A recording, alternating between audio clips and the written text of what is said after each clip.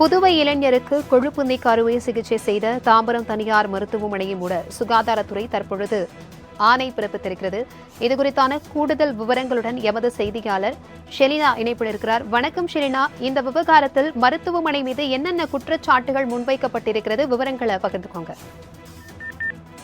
அதாவது உடல் எடையை குறைப்பதற்காக புதுச்சேரியை சேர்ந்த ஒரு இளைஞர் உடல் பருமன் குறைவதற்கான சிகிச்சை மேற்கொண்டிருந்த நிலையில் அந்த சிகிச்சையின் போது உயிரிழந்தார். இந்த சம்பவம் அனைத்து இடங்களிலும் பரபரப்பை ஏற்படுத்தியிருந்தது. இது தொடர்பாக ஏற்கனவே சுகாதாரத்துறை அமைச்சர் நேரடியாக அவர்கள் உறவினர்களிடம் தொலைபேசி வாயிலாக இது தொடர்பாக ஆய்வு நடத்தப்படும், எதனால் அவர் உயிரிழந்தார், என்னென்ன சிகிச்சைகள் அவர்களுக்கு மேற்கொள்ளப்பட்டது என்பது தொடர்பான விசாரணை செய்வதற்காக இணை இயக்குநர்கள் தலைமையில் குழு ஒன்று அமைக்கப்பட்டிருந்தது.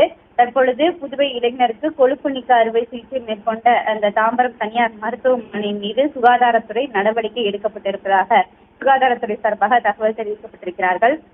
மருத்துவ அதிகாரிகள் ஆய்வு செய்ததில் போதிய வசதிகள் இல்லை என்று உறுதி செய்யப்பட்டது. தற்காலிகமாக தற்பொழுது மூடப்பட்டிருக்கிறது அந்த மருத்துவமனை.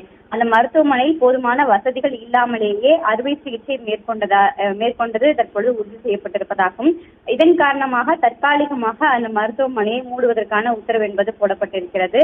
அதே போல டிபி ஜெயின் மருத்துவமனையில் உயிர் காக்கும் சிகிச்சைக்கான கருவிகள் போதுமான அளவு இல்லை எனவும், தொடர்ச்சியாக பல்வேறு அறுவை சிகிச்சைகளுக்கு முன்பாக பெற்றோர்களிடம் உரிய தகவலை தெரிவித்து கையெழுத்து பெறவில்லை என்பதும் உறுதி செய்யப்பட்டிருப்பதாகவும், அறுவை சிகிச்சைக்கான போதிய பயிற்சி பெற்ற மருத்துவர்கள் அங்கு இல்லை என்பதும் உறுதி செய்யப்பட்டிருப்பதாகவும், அவசர கால மருத்துவர்கள் கருவிகள் இல்லை என தற்பொழுது இந்த இணை இயக்குநர் தலைமையிலான விசாரணை என்பது அமைக்கப்பட்டிருந்தது. அந்த விசாரணை மூலமாக தெரிவிக்கப்பட்டிருப்பதாகவும், அந்த அறிக்கை என்பது சுகாதாரத்துறை அமைச்சருக்கு நேற்று வழங்கப்பட்டதாகவும், அந்த விசாரணையின் அடிப்படையில் தற்பொழுது மருத்துவமனையை தற்காலிகமாக மூடுவதற்கான உத்தரவு என்பது போடப்பட்டிருக்கிறது.